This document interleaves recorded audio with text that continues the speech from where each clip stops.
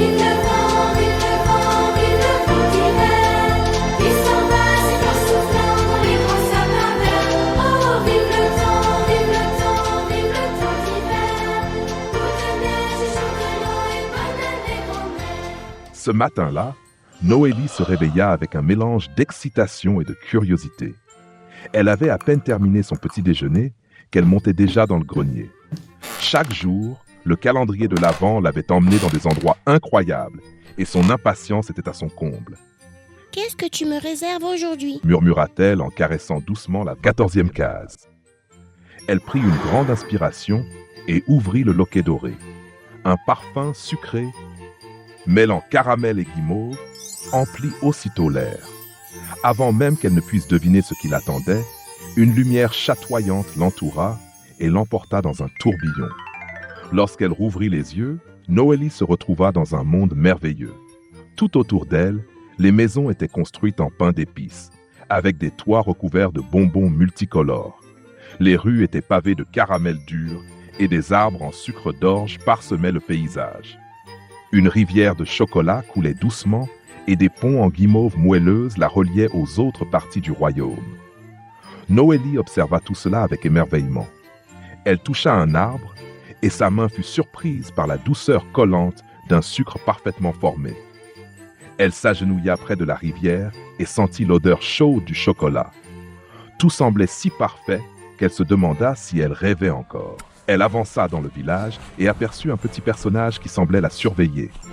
C'était le roi Caramel, un petit bonhomme aux yeux pétillants, dont la couronne semblait fondre légèrement au soleil.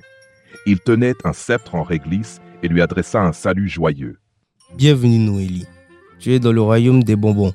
Mais hélas, tu arrives à un moment difficile. Nous avons un problème que je ne peux résoudre seul. » Intriguée, Noélie se pencha vers lui. « Qu'est-ce qui ne va pas ?» demanda-t-elle. Le roi Caramel soupira. « Ma couronne en chocolat a été volée par des corbeaux gourmands. Sans elle, je ne peux plus faire régner la douceur et la joie dans le royaume. Et pour ne rien arranger, ces coquins ont caché ma couronne dans un endroit secret. » « Je vais vous aider, roi Caramel. » répondit Noélie avec détermination. Le roi hocha la tête. « Merci Noélie. Les corbeaux ont laissé des indices, mais ils aiment jouer avec nous. Pour retrouver la couronne, il te faudra résoudre une série d'énigmes. » Noélie sourit.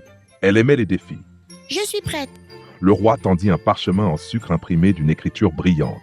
L'énigme disait « Mon cœur est dur, mais mon extérieur est doux. Je fonds doucement, mais pas trop vite. On m'aime dans une poche ou au cinéma.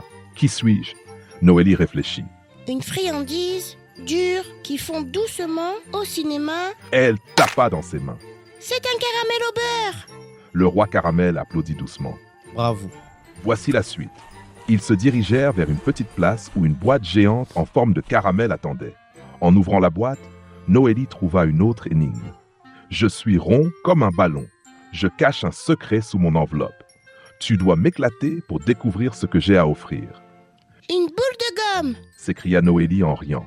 Ils suivirent les indices jusqu'à une grande fontaine de sirop d'érable où se trouvait le dernier indice gravé sur une tablette de chocolat. « Je suis fait de cacao, je te réchauffe en hiver et foi, on m'accompagne d'une guimauve. » Noélie sourit. « Du chocolat chaud !» En disant cela, elle se retourna et aperçut un nid de corbeau sur un arbre en sucre d'orge. Là, bien en vue, se trouvait la couronne en chocolat. Elle grimpa doucement, prit la couronne et la rendit au roi Caramel. Bravo Noélie. Grâce à toi, la douceur est revenue dans le royaume. En guise de remerciement, il tendit à Noélie un sachet de bonbons en souvenir. Mais avant de partir, je te laisse une dernière énigme. Peut-être la résoudras-tu en rentrant chez toi. On me trouve souvent au pied d'un sapin. Je suis beau à regarder et bon à croquer. Je porte les couleurs de Noël, rouge et blanc. Qui suis-je ? Noélie emporta l'énigme avec elle, prête à la résoudre plus tard. La lumière dorée l'enveloppa et elle se retrouva dans son grenier.